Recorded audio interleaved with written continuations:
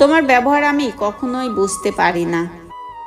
কখনো মনে হয় আমি তোমার সব কিছু, আবার কখনো মনে হয় আমি তোমার কেউ না। কথা বললে হয়তো মায়া বাড়ে, কিন্তু কথা না বললে যে কতটা কষ্ট হয় সেটা বলে বোঝানোর মতো না। না পারলাম কারো ভালো বন্ধু হতে, না পারলাম কাউকে আপন করে রাখতে, আর না পারলাম কারোর মনের মতো হতে। শুধু পারলাম কষ্ট পেতে আর হাসি মুখে থাকতে। সব আঘাতের প্রতিশোধ নিতে নেই, কিছু আঘাতের বিচার হাসি মুখে উপরওয়ালার কাছে ছেড়ে দিতে হয়। জীবনে 5টি সত্যি কথা। 1. মায়ের থেকে বেশি কেউ ভালোবাসে না। 2. গরিবের কোনো বন্ধু হয় না। 3. সম্মান তারাই পায় যাদের টাকা আছে। 4. এখন মানুষ মন দেখে নয়, সুন্দর রূপ দেখে ভালোবাসে। 5.